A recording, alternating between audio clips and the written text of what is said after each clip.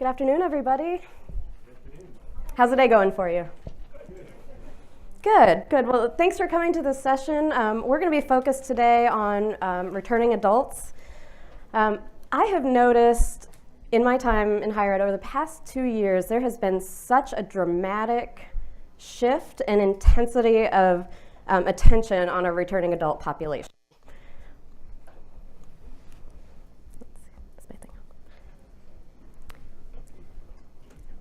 One moment, please. Oh, there we go. So this is largely being driven by the fact that all of our Alliance members have attainment goals. Those attainment goals have deadlines. And there is a certain math that can get you to that attainment goal by that deadline. And it is heavily reliant on significantly more returning adults coming back to college and graduating. Lumina Foundation has also been really great about reminding us that these are not just the students that we need to get into our institutions, but they're the students we already have on our institutions. So we know that our students at our institutions today, 58% are working, 47% are supporting themselves, 38% are older, and 26% are raising children. So this is the population today. So we need to serve that population, and we need to attract and graduate significantly more returning adults if we're going to meet these attainment goals. Tomorrow in the plenary, we're going to go much more deeply into the content around A Better Deal for Returning Adults, which is CCA's newest game changer, really focused on this population. So the goals today are not to dive deeply into the strategies, but rather to do a better job of understanding the students. So despite the increased focus on this population, the increased need and perceived need to serve them better, there's still a lot that we don't understand about what this population looks like, what their needs are, what their fears are, and what their strengths are. So that's what we're going to explore today. I'm joined by 3 friends who, all of which are currently running programs that are successfully catering to adults, and they work with these students every day. So Matt Bergman, Buffy Tanner, and Tracy Robinson. We're going to hear from them about their experience with their students, but we're also going to hear directly from the students. And thanks to a partnership with Complete Florida, we were able to get some great video interviews of returning adult students to really bring out, what it is that they feel and they need. So we'll have some video content, we'll have some data, we'll have the expertise of our panel. And the goal with the session is that we leave with a much better understanding of the non-traditional student or the adult student population, which is a very complex population. We're going to start with an overall video with a woman named Emily Howell telling her story. My name's Emily Howell. I am a full-time student at FIU. I'm also the mother of 3 teenage boys. And we also run a nonprofit that helps veterans parlay into the civilian life. I was a college student in the early 90s, and I ended up starting a family right away, and I didn't finish my degree.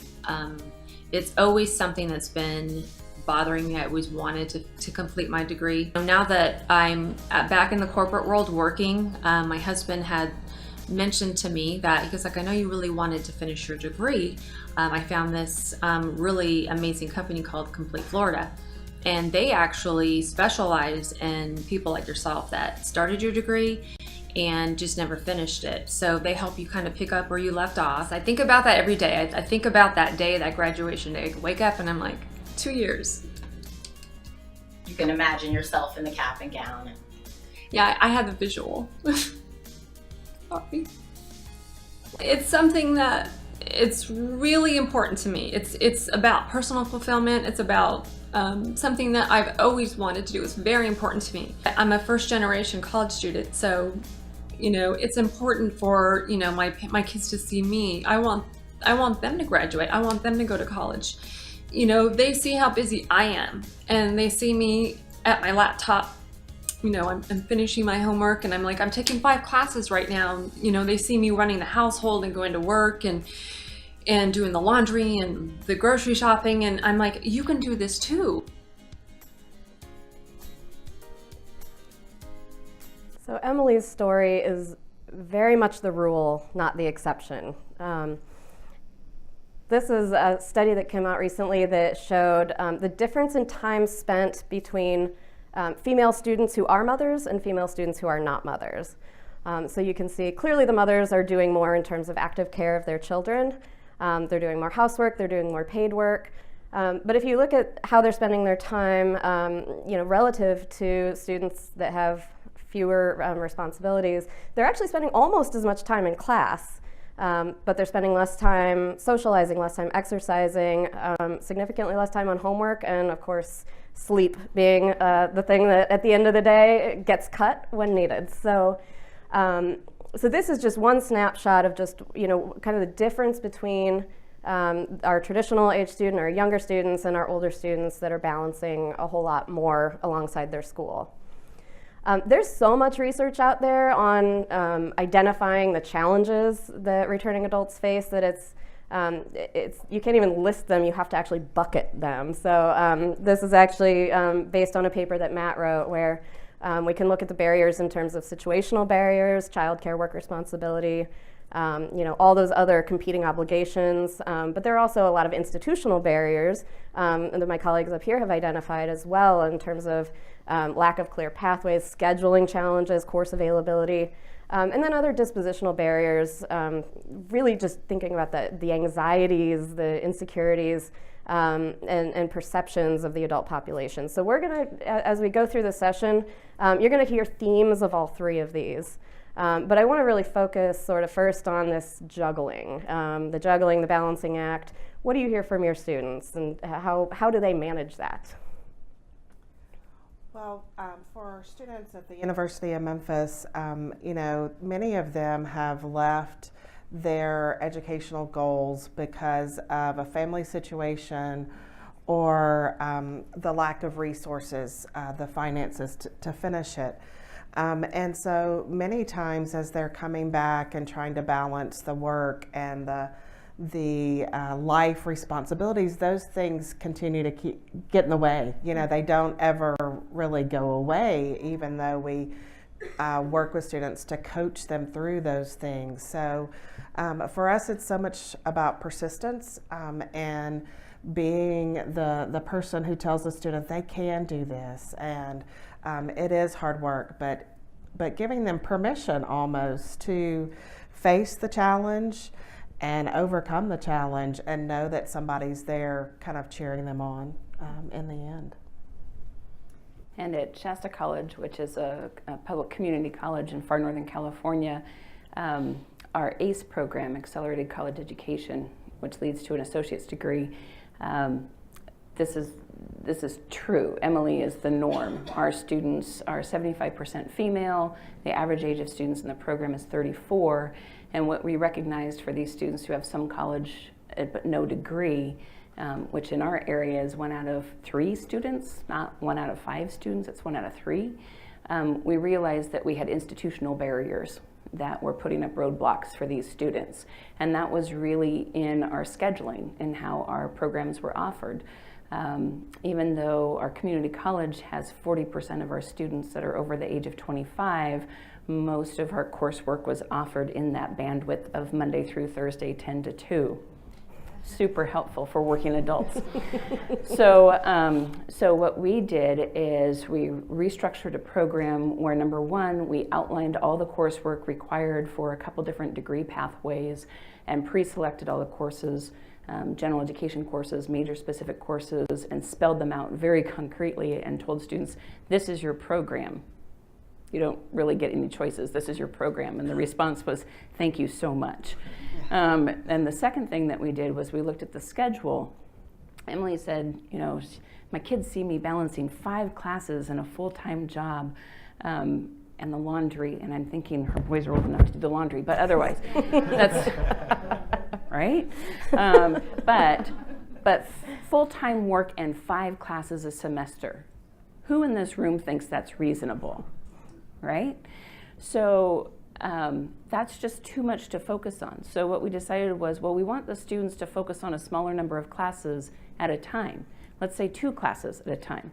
Well, if you do full semester classes, that's going to take you 4 to 5 years to finish your 2-year degree. And so we hit upon utilizing compressed classes. So our program utilizes 8-week compressed classes. Students take 2 classes in the first 8 weeks, then 2 classes in the second 8 weeks. They take 2 classes in the summer because once adults get going, they do not want to stop. They almost resent the month-long break between fall and spring semester. And so by setting up the program that way and using a combination of online classes and face-to-face classes that meet in the evening, it works for students. It's still phenomenally difficult. It's still a tremendous amount of time, but we have eliminated that particular institutional barrier and created a way that students can complete their degree in 24 months. Have you gotten feedback from students about, does that work better for them? Oh, it totally does. And they, with the face-to-face, because they're older students, they want the face-to-face. They appreciate the flexibility of online, but they crave face-to-face. So they like having some of the coursework in a face-to-face format. But they also realize that really the only way to do this is to combine it with online. Mm-hmm. Yeah. And we take a similar approach at the University of Louisville, where we try to put convenient and flexible practices in place, very similar to Memphis and Shasta, with the online, with the evening, and we make sure that we meet them. And it's something Buffy said really resonated with me, and that is, it's hard work. They don't want easy work. You don't have individuals coming into your academic institution saying, I'd like a giveaway. Mm-hmm. And if they do, you can tell them to go to another institution. But very few of these individuals want that. And you saw from the video something that I have championed with the Graduate Network as well, and that is we promote and market that to get a better job, to make more money, you can come back and finish your degree. But you saw in that video that there's more to it. There is an emotional component to this, that people have held this stigma, this baggage, and we have to unpack all that. And if we get to this personal fulfillment ideal in the way that we approach, we factor in this emotion as we are recruiting these students, we are more likely to get them to plug back in. Now, it's so key that you have convenient and flexible approaches in the way that you serve these folks, but you have to dig into that emotion because they have experienced a failure event. Whether it was 20 years ago or last year, they carry this around, this weight of not finishing, because the vast majority of human beings that have enrolled in a college class wanted to get whatever degree it was, or certificate, whatever it was. And these people that are returning adults, we have to figure out how to tap into the emotion of finishing alongside those convenient and flexible pathways, and we are more likely to have them re-engaged, invigorated, and more likely to persist to graduation. So that's actually a great segue to the next video, because you're talking about the depth of emotions that these students feel, and of course the graduation day emotion is probably tears of joy, or a similar response or reaction, but I want to tee up this video that delves a little more into the anxieties of our adult students. So what are they worried about? What are their fears? What are their perceived challenges? So I'm going to tee that up here.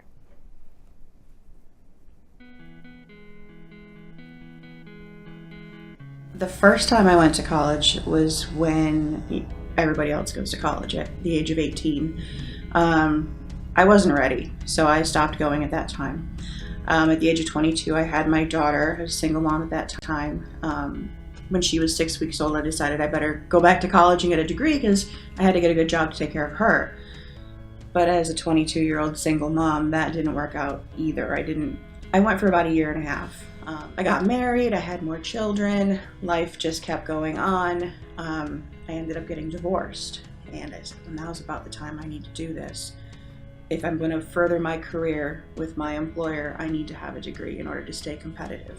Not getting any younger, got to do it now. I honestly didn't have any faith in myself. I thought, I'm just going to be wasting money again, because every time I went, you incur student loans, it's just debt, from either you can't work as much because you're going to school or whatever it is. So I thought, oh, I'm a single mom. Now I have 3 children. Plus I have my father I'm kind of taking care of. Can I really afford to do this? I didn't have any support. I had no family. Everybody that I knew lived on the East Coast, so I really was very isolated. And after about a year there, I guess maybe some depression, some loneliness. So I just wasn't doing well. So it was time that either I was going to drop out or they were going to kick me out. So it kind of came to that point. So the door gets slammed in your face so many times, then you quit. You quit going. We're not idiots at this age. Or as you get older, you're just like, this wasn't meant to be, because too many doors have been slammed in my face. And if the schools really want kids or students, I shouldn't say kids, to come, then they will find a way to open those doors rather than close them. So.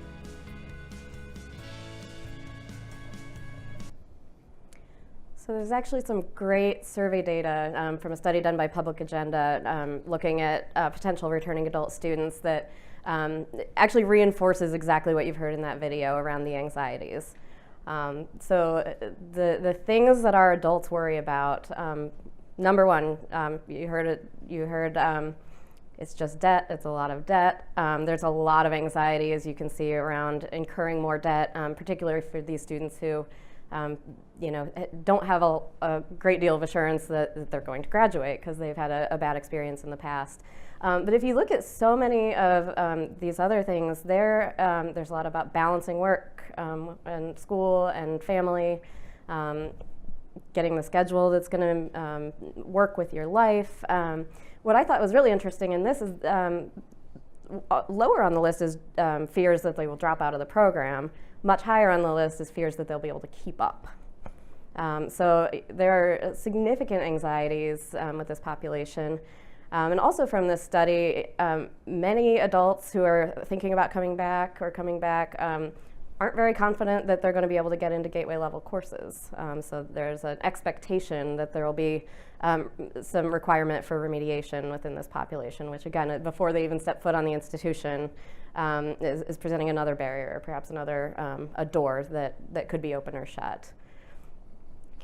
So we also heard about the closed doors, and when you work with the returning adult population, the some college no degree population that everyone sort of thinks about as low-hanging fruit, that low-hanging fruit has a lot on it from those last attempts that can create additional closed doors. So, financial implications of not having that satisfactory academic progress 20 years ago, or not being current on loan repayment. All the things that keep students from getting from being able to get federal financial aid.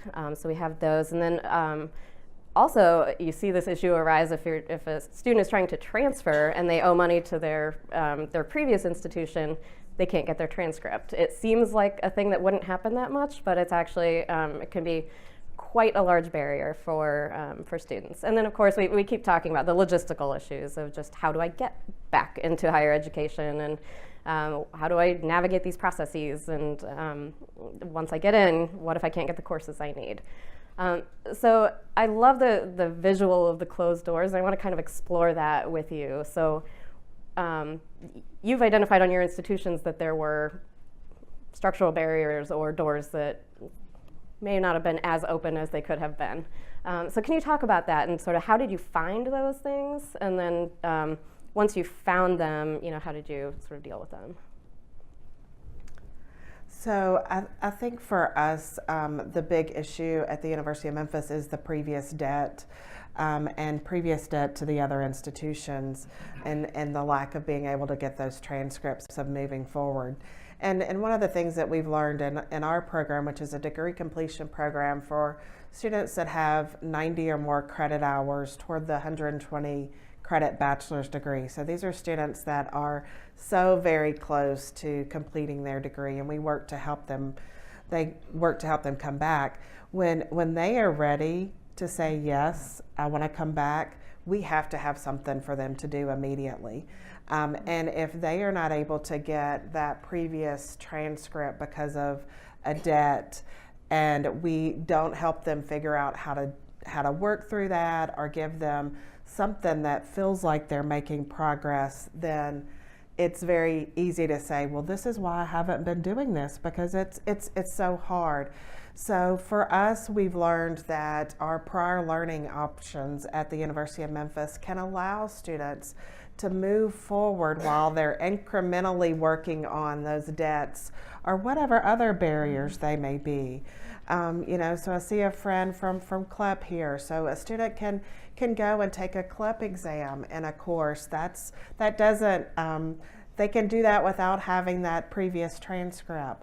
At our institution, they may be able to work on portfolio credit.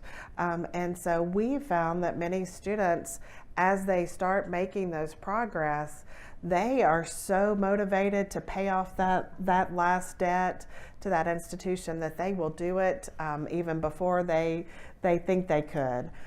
So giving them something to work toward that makes them feel like they're making progress has been critical.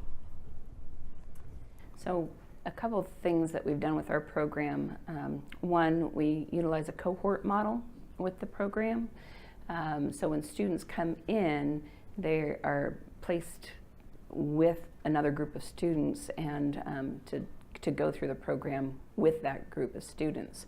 So they create this peer support network. So it's a lot of different people helping keep that door open for them, and they forge relationships with the other students. And so, if Matt has a bad day and he's like, I'm checking it in, I'm not doing this anymore, Tracy and Sarah are both right there saying, no, we're in this together, we're doing this.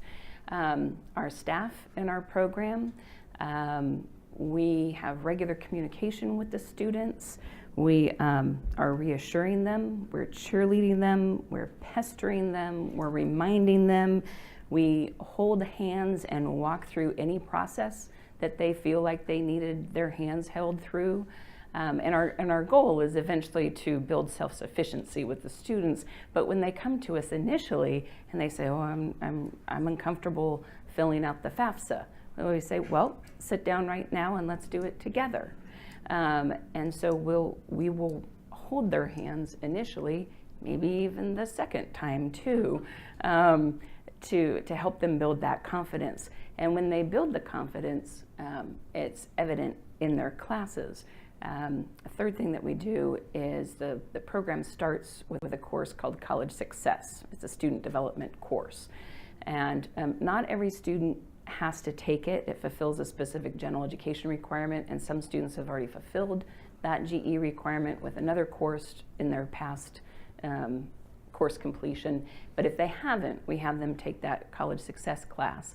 And that class, it is a strengths-based approach class. What skills and abilities do you already have that are going to translate and help you be successful in college? And they come out of that class just pumped. And then when they start in their other classes and they start getting those A's, because they have very high expectations of themselves, then they'll come into the office like, I'm not doing very well in this class and I don't know how I'm going to do. And I say, how are you doing that class? I'm getting a B+. You're okay. So a large part of our staff role is to fling that door wide open, stand there with open arms, go running after them to grab them and bring them through the door. And then if we ever see that door start to slowly close, we stick our foot in the door so that it can't close. If they need to take a break, we talk to them about, okay, how long a break are you going to take? Okay, we're going to contact you in 2 months to talk to you about coming back. And we do follow up with that contact. So it's a lot of communication, a lot of support, and a lot of just being there for them. And similarly at the University of Louisville, we look at it as a solidarity movement. So we're in it together with our coaches, with our completion concierge, with our academic advisors, and those could all be the same people, right? But we want to make sure that we have open doors. And it would be disingenuous for me to say at the University of Louisville we don't have closed doors. We're a traditional institution, state school and we have some challenges. We have some issues with not having evening hours for certain offices, not having adult-specific services, not having specific scholarships that transcend the entire population. So we're fighting those battles, and I would say that these other respected institutions are feeling the same, and maybe you in the audience feel the same, but we have to continue to fight those battles because these people are worth it, number one, and any anxiety they have can be relieved pretty quickly. And here's how I do it. When we sit down, the question is, how long is it to get to graduation? Don't tell me any extra stuff. Get me there as fast as possible. I'm sad about this. I want to finish fast. I want to do what I want to do. I want to get the promotion. I want to inspire my kids. I want to get there. And at graduation, it's a totally different story because we engage them in relevant and rigorous and research-based content. They say, tell me more about a master's. I love learning. This is amazing.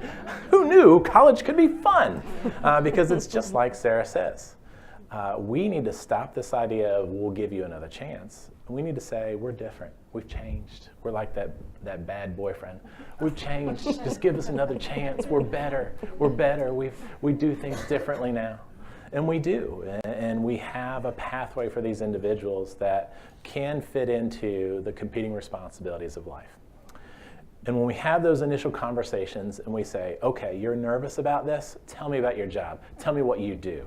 Okay, well, I work as administrative staff member, I work in a doctor's office. Well, I kind of manage the doctor's schedules, I run them around, but I don't know if I could do this work. And I go, okay, let's look out my window. Look at that kid walking over there with Uggs on, and it looks like they've been carrying a keg all night. That person's doing just fine at our institution. That kid's 18 years old and doesn't know their butt from a hole in the ground. They are a vessel to be filled. And they're going to be filled at our institution. But you are not. As an adult learner, they bring so much value, so much context, and so much knowledge to the academic setting. And if we can unlock that and take this barrier out of the way and say, look, if these silly fools running around here are doing just fine, I guarantee you're going to run circles around them. You're in a program that honors and acknowledges the fact that you have a lot of industry experience. We're going to tap into that. We're going to do project-based work, and you're going to be real happy that you joined this program because your quality of life is going to get better. Inspire your kids, and you're going to move forward in your work life. So I like this idea that's surfacing about kind of that some of these anxieties can be easily set aside. So I want to ask you, are there any things that surprised you when you started working with this population, things that you didn't think would have been, things that students would worry about, but that sort of bubbled up to the surface in your discussions? One thing that came as a surprise to me is just coaching students through their first test. I knew they would expect to take a test in a college course. That's what we do, right? Mm-hmm. But so many of them haven't taken a test in 5, 10, 15. We've had some even 20 years. And so we had a student in our office recently, and she was taking a test for her online class, and when she finished and submitted, she started singing a gospel song so loud in our office that everybody else in the office came out to see what was happening. They thought we had just told her she had finished her degree. She had just finished that first test, and so and I think about even with my children, I've talked to them about test anxiety, but I didn't really think it would be an issue with our returning adult students. But and it was simple just to change my mind around the fact that maybe they do need a little note of encouragement before that first test, or a big congratulations after they get through that first roadblock. The small things really matter to these returning adult students throughout their journey with us at the institution. So I think something that surprised me and our faculty is not that the students held themselves to high standards and had high expectations with them. How many of you in your college experience had that reentry student, usually a mom coming back to school, in your class, and you're like, dang it, she's gonna set the curve, right? And she did every time. But that high level of expectation for themselves translated over to very high expectations for the faculty teaching the classes. And if the faculty aren't organized, if they don't present their information clearly, if they don't communicate quickly with the students, particularly since we have compressed classes, the faculty will hear about it from these students, and I will hear about it as the program director. And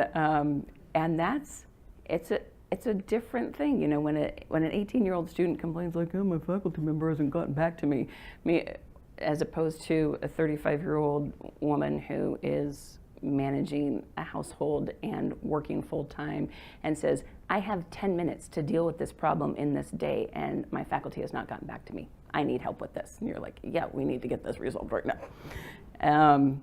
And so that is, it's informing who we select as instructors for these classes. And it is making some faculty kind of sit up and take notice too.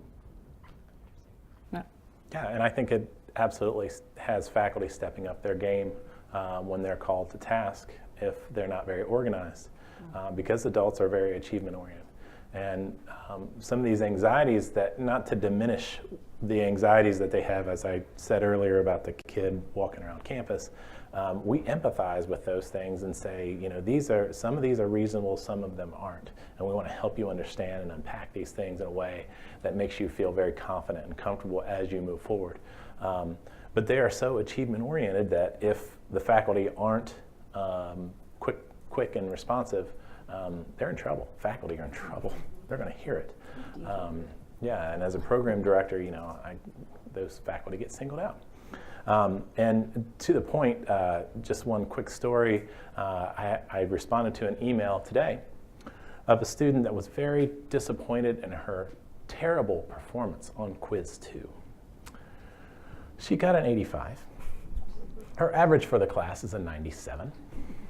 And I tried to just talk her through the process, and it was 6 emails later that I talked about Bloom's taxonomy and the level of understanding in specific questions, and synthesis and analysis and rote memory and those types of things. So it challenges our faculty. As the New England Institute, someone said, you know, it's an unnatural act sometimes to work with adults in our institutions, because we're so used to, at very traditional institutions, managing that 18 to 21-year-old, and we have expectations about what their expectations are. And this changes the game when you have a person walking in really upset that their average is a 96. But it keeps me sharp, so I like that. So this has surfaced through this discussion, the sort of moving from this deficit mindset about our older students and really thinking about what makes them strong and what makes them stronger than their younger counterparts. So I want to tee up our next video, really focused around this idea of, you know, what is it that's great about adult students, and what do adult students recognize as their own strengths as they're pursuing higher education? I think back, like thinking in retrospect, I'm like, man, what a lot of the things that I've done in the last few years, I wouldn't have done when I was 20. I wouldn't have had I don't think I would have had the same focus. Not only that, being in the workforce allowed me to kind of delineate courses and what kind of programs to follow, because I knew what was valuable in the workforce. I knew what employees were looking for. So I was able to take that knowledge and then combine it with following, you know, courses and what I needed to take for value. I feel like going to college at this stage in my life, it means more. The things that I am learning as far as, you know, leadership and dealing with people and dealing with conflict, I apply those more now than I would have if I were 18 going into this degree. So being able to learn this, it's almost like life skills. You know, I can take what I read in my course book and I can literally walk out the door and use it because I'm in that environment. I work in that corporate environment. So it's highly applicable at this stage of my life.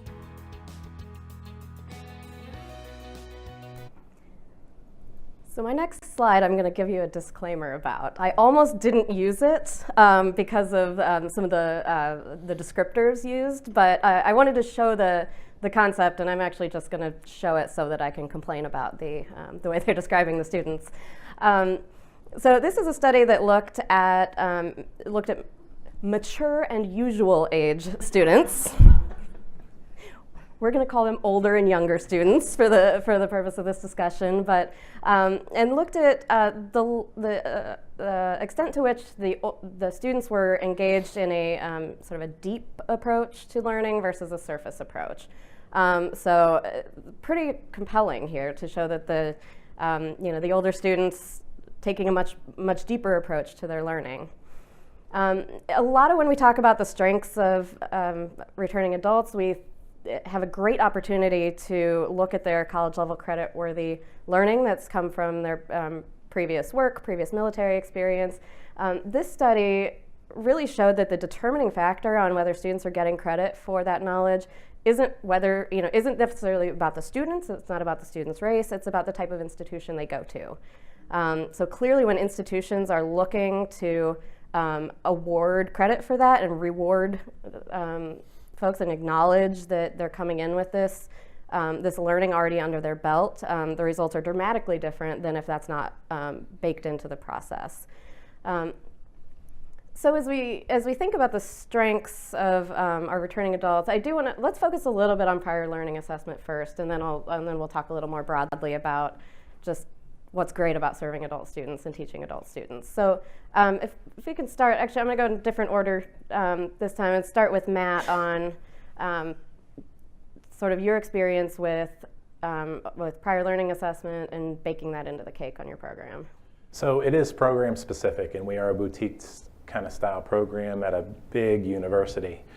And prior learning assessment is not offered all over the institution. So that's a challenge we face, but we're trying to bake that into the campus community a little bit more as we go forward. In our program, we offer up to 48 college credit hours towards a degree, 120-hour degree, 48 hours, 16 college classes for PLA.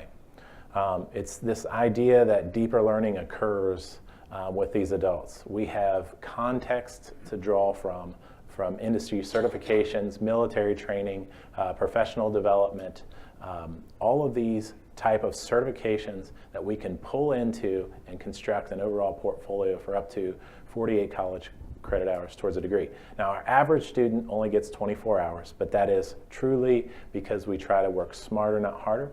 We are designed the portfolio process to help them bridge the gap to graduation with, in essence, elective-based credit, and maybe a little bit of major, maybe a little bit of gen ed through CLEP, but mostly for electives to honor and acknowledge the college level and credit-worthy learning that they bring to the academic setting. And this does four things. Number one, it is proven empirically to improve graduation rate and pace to graduation. Number two, it gets them involved in academic writing so that they are more assimilated into the APA formatting that we require in our particular program, so that in future classes they feel empowered and engaged at a greater clip because we've immersed them in some academic writing about themselves. Their reflective observation leads to a greater level of engagement and empowerment in future classes. Number three, students that have access to PLA take 9.9 more credits than those that don't have access. Now, this is a very counterintuitive data point because you would think if you're giving them college credit, well, they won't take as many college credits. But because of the persistence rates, the national persistence rates for non-traditional adult learners, it is so low that if we just acknowledge who they are and the college level and credit-worthy learning that they bring, we are more likely to retain them so that they end up actually taking more credits, so they are not victims of attrition. And last but not least, this is not going to impact the discipline. So oftentimes people talk about PLA for major specific credit, and you can tell faculty, look, we are not going to impact your discipline. We're not taking away classes. We're doing this more as maybe a piece of your major, but mostly specifically for electives. And we do this to help engage them in a way that helps them understand who they are so they know what's inside the box, so then they can think outside the box in future classes. And Tracy, I know that your program has a very sort of baked into the cake process as it relates to PLA too. Do you want to talk a little bit about how you do that? Yes. So at the University of Memphis, we've had many prior learning options available for our students for many years. When we brought forth our degree completion program 5 years ago, it gave us an opportunity to really look at those options and figure out how to package those to this market specifically. And one of the strengths that I would say for our adult students that they bring to the classroom and to the program is that they tell other students what's going on and what has happened and what has worked well for them. And so what has worked well for them on our campus is the ability to do a portfolio for credit. And our portfolios are evaluated by our faculty members, so it's a department decision on how much credit that a student may get.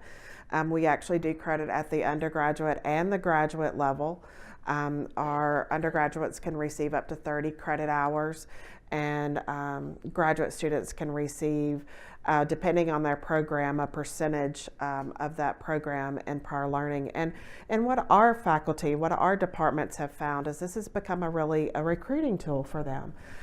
The adult students are telling other students about those good experiences, and so that is I haven't met any departments yet that have wanted to say no to new students coming into their program, and so this gives them an opportunity to market to certain groups. For example, we've worked with some local corporations to assess their corporate trainings, and so that gives our departments then an opportunity to go into an employer and say, we would like to evaluate your training. This gives you an opportunity to save money on your tuition reimbursement programs. It's good for the students because they can then progress quickly or more efficiently through their degree completion program.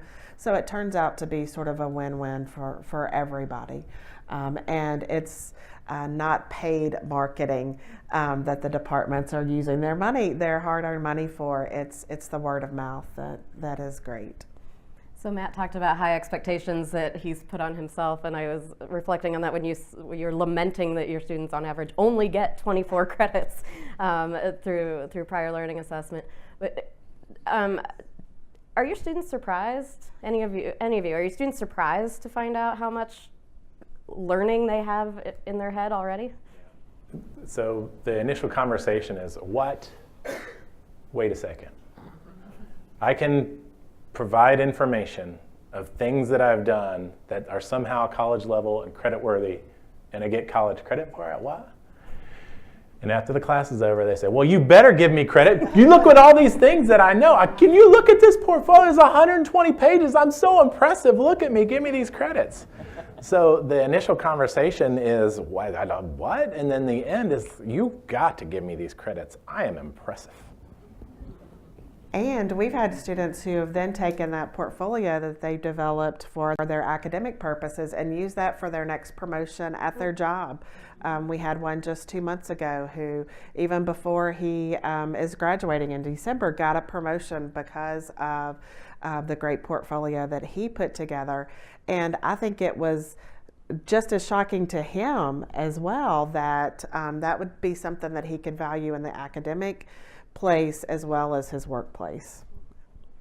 So looking a little beyond PLA, beyond prior learning assessment, I've learned from all of you that once faculty start teaching adult students, they typically want to keep teaching adult students. What is it that you and that your faculty love so much about adults in the classroom? So we don't have a PLA policy or procedures at our campus. And I wasn't going to point that out. I know, sorry. I'll own it. We're working on it. Actually, there is something being worked on at the system-wide chancellor's office level. Yay! Yay! But when our program initially started in June of 2016, it kind of got pushed through without a whole lot of faculty input, and so our full-time faculty weren't terribly excited about the program. So initially, most of the classes were taught by part-time faculty with a few full-time faculty who are like, okay, I'll do it. And they're the kind of faculty that say, okay, I'll do it to everything new. And then those faculty taught the students and said, I will teach more of those classes, and then started telling other faculty. And the reasons was, number one, I assign reading, and these students read it. They show up to class, they're ready to discuss things, and they will engage in discussion, whether that's in person or online. And they love the wealth of experience, both life and work experience, that the students bring to the classroom. So if you're teaching an intro to business class to 18-year-olds, for the most part, the instructor has to be the sage on the stage and tell the students everything, fill those empty vessels. When you're teaching an intro to business class and one student has 15 years experience running their own business, another student has 20 years experience in banking, another student has 10 years experience as a retail manager, all of a sudden the tone of that class and the content and the discussion is very, very different, much more engaging. You have these real life examples that inform everybody, including the instructor. And instructors love to learn. It's one of the reasons that they go into teaching. But also for those random 18 to 20-year-olds who happen to jump into the class because it fits their schedule and it has space in it. Our human sexuality class for general education, that becomes a much richer class when you've got a 35-year-old mom who's in the midst of teaching her preteen all about sex, and it's like, honey, I have to watch this video for my class. Maybe we should watch it together. And so the faculty are loving teaching these classes, even though they're 8 weeks compressed. It's an intense experience for the faculty too, even though there are Tuesday, Thursday evenings, and the faculty are like, I don't want to teach in the evening. Who wants to take a class in the evening? But because the adults are so engaged, they're willing to keep coming back and teaching in this compressed format and keep teaching in the evening because they're having so much fun as instructors. And one quick note also with that is when you introduce a complex theory, they have context to draw from to connect and synthesize that theory. So when you're teaching 18-year-olds a very complex theory, you can't think about how it connects to their work at the McDonald's Corporation or at Humana Insurance. When I introduce these theories and I talk about very complex things, these adults connect some aspect of their life to some element of that theory, and it starts to make sense of that at a much quicker clip. And for that reason, I don't want to teach traditional age students anymore. This is on camera, so I don't know if my president will ever see this, but I'm done. I want to teach adults forever and ever because I learn from them every single semester, and I'm a better person because of it. So on that note, I want to transition to our last video, which really is what we're all about. This is why you're sitting here. This is why you do the work you do, which is the success stories. One of my special memories is that two of my children actually graduated alongside of me. So my daughter Michelle and my son Jonathan. So the three of us got to walk across the stage all together on May 5th. So it was a very special day for me. I just tell people, don't give up. If I can do it over 50 years old, anybody can do it. Those long hours, those Saturdays doing 10 hours of accounting homework and just crunching and writing if you do it, and there is an end reward, and if you stick with it, you'll get what you get what you're working for. I never thought I would graduate college with even an associate's degree, but here I have one. When I got it, I cried. I was like, oh my gosh, my mom had passed away probably 2.5 years before I graduated, so it was really emotional to have that degree finally, and it was such a sense of accomplishment. To get my bachelor's, it's like, oh my gosh, I can't believe I'm going to do this. Here I am in the middle of it, and I see a light at the end of the tunnel. It's something that I actually feel for the first time I can really do this with the support that I have.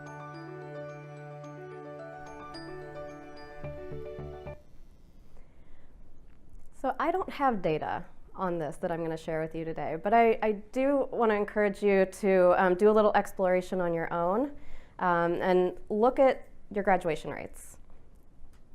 So the graduation rate, the percentage of students who are graduating are having those experiences. The percentage of students not graduating are not. So this I'm going to offer as a bit of a challenge to you in lieu of showing you data to think about how that plays out on your campuses and your states. And as you're looking at your data, try to remember back to these stories and that emotion that you're seeing when people are talking about their successes and their graduation. And I'm going to pivot. I don't want to ask each of you, what's your favorite graduation story from the students that you served? My favorite story is our first graduate. Her name is Anisha, and she didn't return my email when I first contacted her and said, hey, come back to the University of Memphis. We actually want to help you finish graduation, and we're going to pay for it. Our first group of students, we were scholarshiping. And so when I finally got her on the phone, she said, that's too good to be true. That's why I didn't call you back. But on our webpage is a picture of Anisha at graduation with her mother, who was beyond ecstatic. The smiles are so big, they take up the whole photo. But what keeps me going back to work every day is that Anisha was a single mother at home with a 2.5-year-old daughter. And the stories resonate with me. The research resonates with me that the college-going rates of the parents so often determines the college-going rates of the children. And as a first-generation student myself, there's chills. It's been 5 years, and I can't hardly look at her picture without crying, because that has changed the trajectory of Anisha's life, but also her daughter's life. And in turn, it changes the Memphis community, and the world is a better place. I know that's so sappy, but I feel it every day. And it's the best work I've ever done in higher education in 18 years. And our completion concierge go to graduation every ceremony, because these are the stories of why we champion this work and why we ask the hard questions on our campus that sometimes end up as a no or not right now. Your PLA question has been going on for a little while, but now it's a maybe. This is important work. So often these students don't have a voice. They don't know how to articulate the question. They don't know who to ask the questions to, much less even if they knew who to ask the question. And so Anisha taught me that my purpose was to ask the questions and to pave the way. And we started out very small, 3 graduates in our first semester. 5 years later, 526. And while I wish that number was 50,000, it's impactful work. And the students are so appreciative, but I'm appreciative of the opportunity that I get to play a part in that journey on a daily basis. So go out and do the work yourself too. Join us in the movement. Gosh, pick one. So, I'll pick a recent. I just had one of our students in the office the other day, Vina, who will actually be graduating at the end of spring. And she came in, she said, I already turned in my graduation application, and I need to get it back, and I need to change it. And she was a little agitated, and I said, well, what's happening? She says, well, I said that I didn't want to go through the graduation ceremony, but my niece just said that she wants to graduate with me in the graduation ceremony. Her niece is graduating at the same time, her 19-year-old niece. And she says, and I need to change it so I can go through graduation ceremony with her. And proceeded to tell me a little bit more, and I've known Vina now for about 1.5 years, and I hadn't heard this story yet, and I can't believe I hadn't heard this story yet. But as a young single woman, Vina had received her sister's kids, 4 kids, ages 14 through 6, and the 14-year-old was pregnant with a baby on the way. And the 4 kids had lived in and out of homeless shelters and on the street with Vina's sister, and then Vina received them into her care. And so as a single person, she raised them while also taking care of her elderly dad, who wasn't in the best of health. And 2 years ago, Vina got married for the first time, and her husband encouraged her to go back to school. And so in the midst of finishing up raising these 4 kids, finally believed that she could go back to school, and is finishing up her associate's degree. Her youngest wants to graduate together with her, and now she's planning to go on to complete a bachelor's degree. And she's just sitting there, just in a sense of wonder that, that she's even getting an associate's degree, and she's amazed that she wants to go on and get a bachelor's degree, and she's amazed that her daughter niece wants to graduate with her. And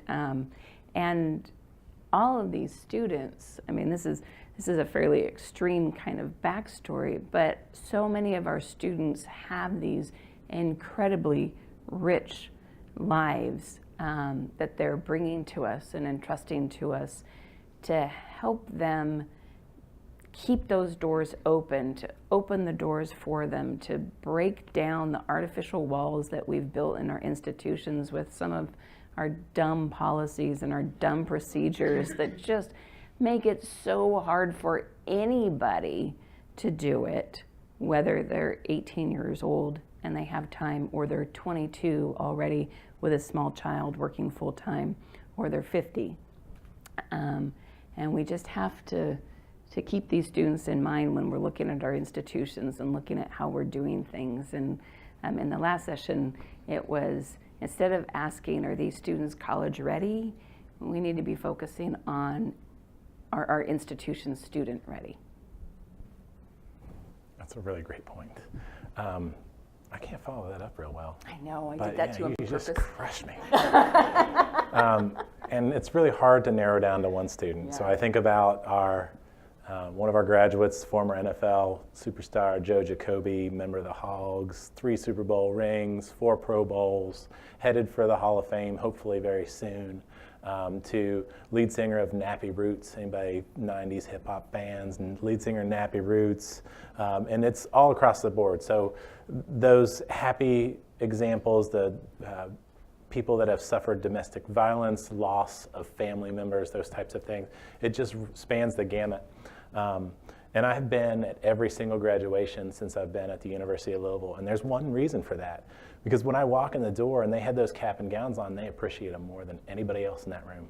In that lineup room, I do everything I can to cause a massive disruption of everyone else. And our people get so riled up, and we do a group picture of the program, and I just try and get it as loud as I possibly can in that back corner, and I always get in trouble. So I'm always getting a rash from the provost, like, can you get them back in line? It's time to go out.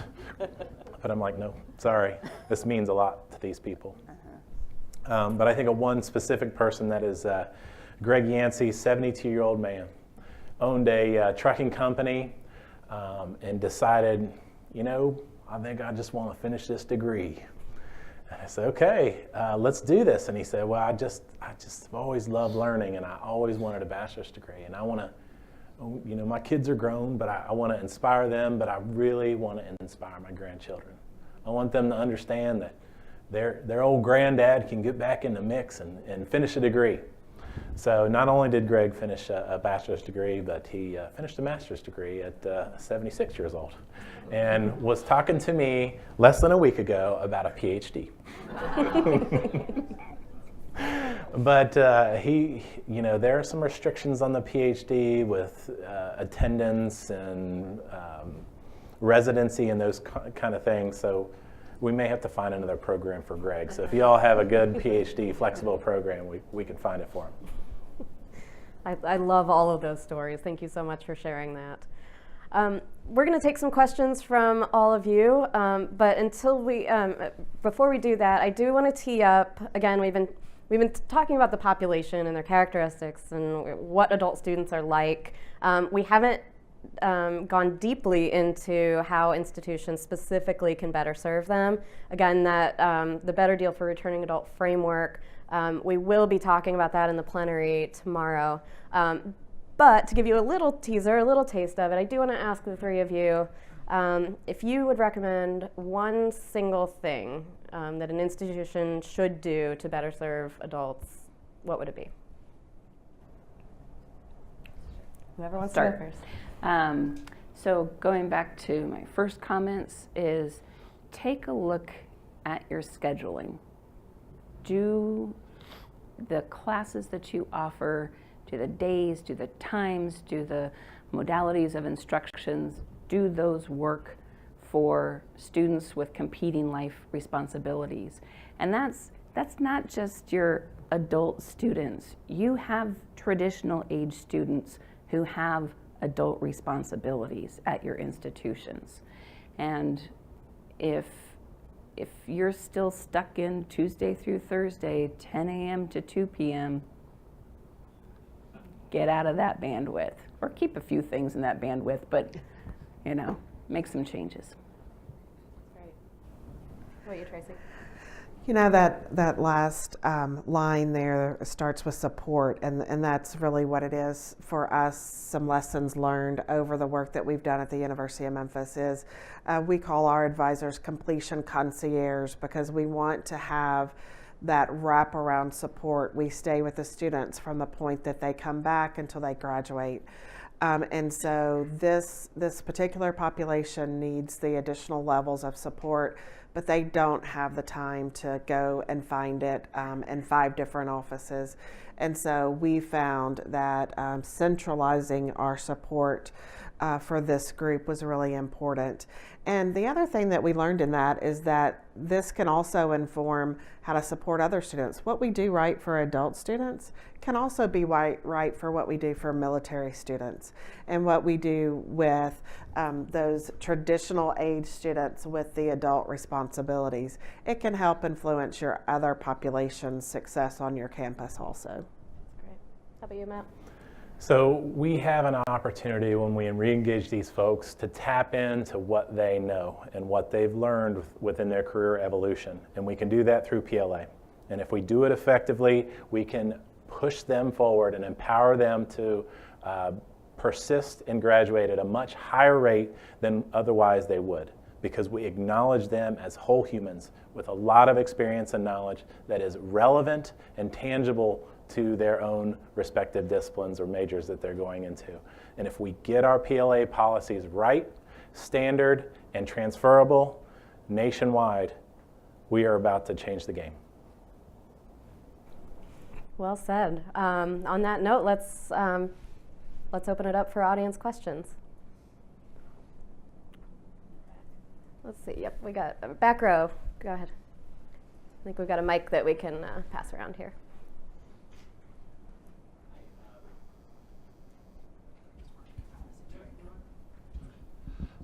Hi, okay. Tom Hilliard with the New Jersey Office of the Secretary of Higher Education. I just have a quick comment and then a question.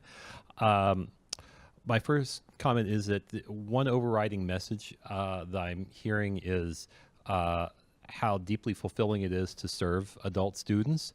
And I worry that this is a message that will lead people elsewhere in the college to think that this is why we serve them. And it is important to also let these people know that unless you're in Nevada or Florida, we're about to drop off a cliff with high school graduates, and colleges that want to fill their seats need to be looking at how they're going to tap the population of adults who have some college but no degree, and that this is an incredibly important area for the self-interest of the college. Now my question is, how does your state or locality help you or hurt you in terms of the work you're doing in serving students, and what would you like to see your state do, and by extension what other states and localities can do for them? That's it. First of all, I love that comment, and we do see a lot of that. You know, if people aren't motivated by the feel-good moments of serving adults, they can certainly be motivated by the need to drive enrollment with declining high school populations. So that is something that we are seeing as kind of a wake-up call across campuses. And that was a great question too. So I'm going to just let you guys jump in there. There you go. Okay. I'll jump in there. So I see a lot of barriers and challenges at my institution. I also see those at the state. However, we have pockets of excellence throughout the state and the Commonwealth of Kentucky where we are trying to drive more adult-friendly practices, degree completion programs, and a statewide initiative to advance degree attainment through Project Graduate, as well as 55,000 degrees in the Louisville metro region. I try to stick with this positive idea. I'm an appreciative inquiry kind of guy, and I try to see the good in these things and make sure that those are the drivers of how we move forward as an institution. Because when we get the momentum and we have now the data to show that we went from 3 students to 500 there, we went from 127 to over 500 at the University of Louisville, people stand up and notice and say, oh, money to be made, impact in attainment rates, and otherwise a more educated citizenry. So, focusing on that, just using that appreciative inquiry approach and then driving that to get the data, then to sing the song that I continue to sing nationwide now about PLA and adult degree attainment seems to be working. It's not working at a scale that I appreciate yet, but I think that we're headed in that direction. And I would say from the Tennessee perspective, we have some great incentives within our funding formula. Specifically, we have an incentive for adult students, which is defined by 24 or older at the point of graduation. If a student is an adult and a graduate, they count as 1.8 in our state funding formula. If they are also low income, they count as 2 students in our funding formula. And so the 526 graduates that we've been able to have through our program over the last 5 years actually counts as over 900 in our funding formula. At the same time, the state has also done a lot of work around prior learning, standardizing it across the state, and ensuring the transferability of prior learning across our state institutions. Because when we do get this momentum going for prior learning, it has to be equally recognized as much as possible so that students, now I will say research tells us that students usually stay at the institution where they are granted the prior learning, so there's not as much transfer after, but we do need to honor the transferability of prior learning, and we've been lucky to work on that in the state of Tennessee. And the California Community College system is undergoing a lot of transformation right now between the changes in the remediation programs in math and English, and we're undergoing guided pathways transformation and a new funding formula that is for the first time partially based on outcomes. So with our program, out of the roughly 80 students who started in summer 2016 and January 2017, we already have 39 of those students who have graduated, so basically 50%. We are far and away beyond our normal graduation rate, and those numbers of graduates are just going to keep increasing. And now that part of our funding formula is based on completion, we have a major selling point for focusing on adults. Because not only do they get in and stay in, even if they take a little tiny bit of time off here and there because life will happen, they want to finish. And they do finish. So it's, I think it's going to be definitely a game changer. I will. Can I mention one other thing? Of course. Sarah. And I think what would be so helpful as a state level movement, but also as a national movement, is that we've got to get out of counting first time, full time freshmen. Yes, and our graduation numbers. Yeah. Okay, sorry.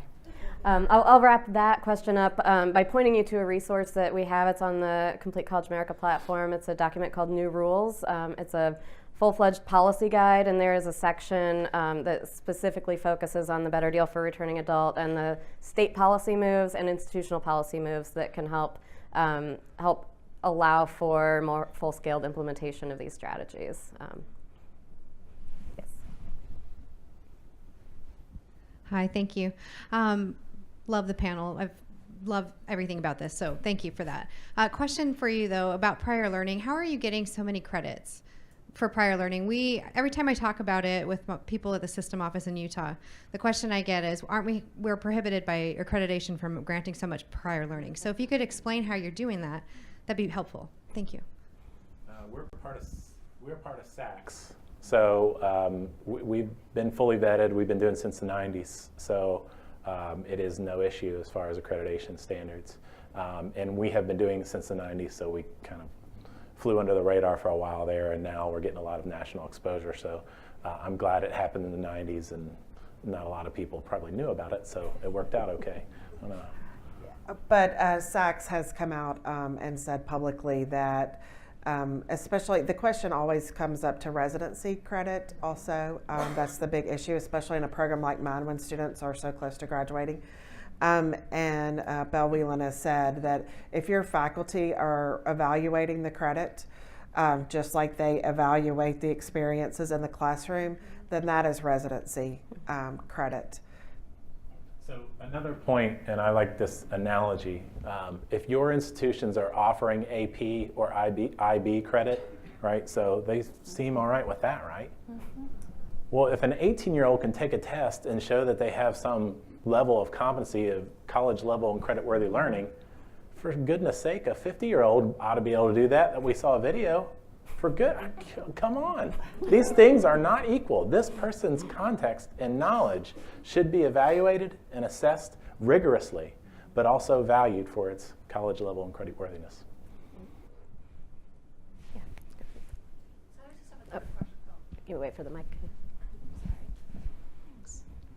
So I want to know a little bit more about the transferability policies that you're talking about in Tennessee, because I know that's going to be an issue in California as it relates to PLA, especially for community colleges and then transferring to a CSU or UC.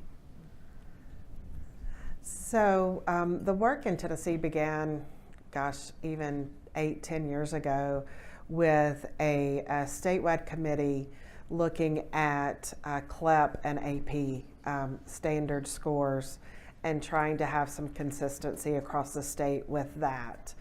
So that's really kind of where that work rooted, and then it grew out of that. It was, if I'm not mistaken, part of the Complete College Tennessee Act. The latest revision of that addressed the transferability. We had two systems in the state of Tennessee, the Tennessee Board of Regents and then the University of Tennessee systems. The Tennessee Board of Regents has now taken over technical and community colleges, and the 6 universities that were part of that now have locally governed boards. So a lot of the policies were written at the time that we just had those two systems, and so it was a little bit easier. And when we transitioned to our locally governed boards, we pretty much accepted the policies that had already been in place, and those boards are now beginning to look at revising some of those. It's going to be interesting to see how that holds up, but we have faith that because it was in the best interest of the student that those policies will stay in place, or at least the flavor of that will be. But really driven by the Tennessee legislature, our Tennessee Higher Education Commission, we have adult-focused administrators there. A lot of legislation specifically around our military and veteran credit as well. And so that also pushes the issue for us. And just another quick note too, Tracy and Buffy, I'm pushing Buffy to join, but we're part of the Prior Learning Assessment Network. So it's a national group. Michelle is joining as well, where it started in the Northeast region, and now it's going nationwide. So if you're interested in the Prior Learning Assessment Network, hit me up with a email, and I'll share information about that. And I should have mentioned, you can connect directly with all three of these wonderful people through our Complete College America online platform. Since they are CCA fellows, you can reach out to them directly. No need to get a business card. You can still get a business card. Other questions? Yeah, again, just to echo, great work that you're all doing, taking copious notes. I wonder, have any of your institutions or in working with a third party tried to quantify the social fiscal impact of what you're doing? And I think, Tracy, of the 500 plus students, we always look at the income upside, whether it's the $500,000 or the $1 million over the lifetime. There are absolutely quantifiable fiscal impacts to this. And I just wonder if any of you have done that, or if you're considering it, or maybe our friends at CCA could help with that. Did you just put something on my to-do list? Yes. Go ahead, Tracy. It's a question that we're often asked, and we're not putting any work around it right now. Our staff is so busy in doing the work that we wish we could quantify, and have talked about looking for grant opportunities to do that. But again, you got to write the grant and do the work, right? So I think it's a great idea in this platform. Yeah, You still should share the money savings on the PLA that you just calculated. So with our prior learning avenues, it's not just with our Finish Line Degree Completion Program. Prior learning is available for all the students at the University of Memphis, and again at undergraduate and graduate level. Last year, I had 324 students receive some type of experiential learning credit at a cost savings of over $1 million for those students. Now, some administrators here, that's $1 million that the institution didn't have. Obviously, we can have the conversation that many of those students wouldn't have come back if they hadn't had that opportunity. And so it is always a continued conversation that I think some strong data and research would help us with. But I do think it's also, when you're talking about fiscal impacts and economic impacts, that really is something that a state SHIO office, would be well positioned to sort of look at, and CCA can certainly provide some supports around that. I think it's an important conversation, especially if we're looking at outcomes-based funding models and other things that we might be looking at changing to help create more incentives for serving this population. That research would be valuable. So thank you for putting it on someone's to-do list. I want to echo everybody else's comments. Great panel. Thank you for sharing your experiences. Two questions. I'm Randall Brumfield, by the way. I'm from the Idaho State Board of Education. Two questions. One is, when you spoke earlier about, I think a question was raised earlier with respect to being accessible to adult learners and being able, as a faculty member, and also being responsive to what their needs are, both in the classroom and outside the classroom. Has there been any movement in your state system, at your institution, to look at incentivizing that for faculty, be it through tenure review processes, professional development, outcomes, expectations for departments, academic units, et cetera? It's maybe not so much specific to some of those items, but around equity and access altogether. That's my first question. The second question is, in about a week, I guess it's been about 3 or 4 weeks now, there was a quality assurance convening with SHIO and Lumina, where we talked a lot about how do we ensure quality for programs. And particularly, we talked about new programs and program proposals. And one topic that came up was how do we look at ensuring that PLA is a part of the equation for new programs, and even maybe doing a PLA audit on your campus for programs. So I don't know if any of you would have feedback to either of those items, but I would find value in your experience on that. Thank you.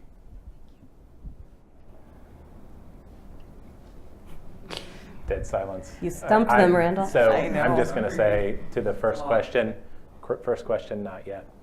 And I'm disappointed in the fact that we don't have a lot of additional services and a lot of incentive to provide those additional services. But we have a core group of dedicated professionals making that stuff happen because it's part of our core beliefs as faculty and staff. On the second question, I love it. Let's do it. Yeah, I wish I could have a different answer to the first question at the University of Memphis, but the answer is no. And on the second question, yeah, let's get together. Let's do the work. It's something that at the University of Memphis we have new programs that are being proposed that have actually built prior learning into the program. That it's a requirement for students to have a lot of those graduate certificate programs and graduate degrees are building that in because they know the market's got that coming in and gives them a recruitment opportunity as well. We're still climbing the hill, but we've got our hiking boots on and we're getting after it. Hi, my name is Jacqueline Gators Jordan. I'm from Pikes Peak Community College in Colorado Springs. I've listened to the three of you or either two of you on a webinar several times, and I have to say that each time I'm excited, motivated, and you continue to remind us why we do what we do. And I really love the work that all of you put forward. I have several questions, but I won't ask them all today. I'll probably send a couple of emails, but I did kind of echoing what the colleague asked, do you provide any training or professional development for faculty specific to teaching adults for this program? And my second question is, what type of data do you feel is needed to grow or start this type of program at an institution? And do you see veterans really taking an advantage of this? Because we have a lot of veterans in the Colorado Springs area. Thank you. Go ahead. I'll comment on the professional development. So our program is just 2.5 years old, and our initial focus has been on the students. But about a year ago, I recognized that I had been mostly lucky with the faculty that had been selected. I'm not an instructional dean. I work with the deans to say, these are the course needs that I need, and please give me an instructor who's going to be good with adults and good with compressed classes.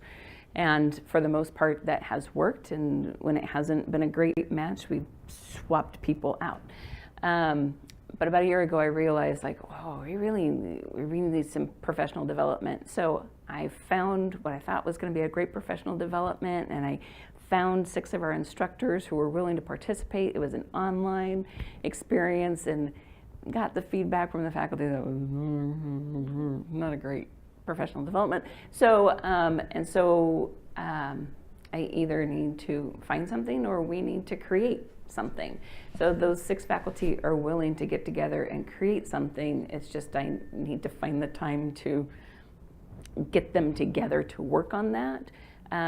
But it's interesting because, again, we have fully 40% of our student body is over the age of 25. We've been teaching compressed classes for 1 billion years through summer classes.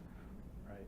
We have online pedagogy instruction for our online courses. We have this professional development for that, and we haven't had anything existing for these things that we've been doing for a long time. So I agree, we need to develop this. And if anybody has access to some really great professional development for adults or or compressed classes, I am all ears, because I hate reinventing the wheel.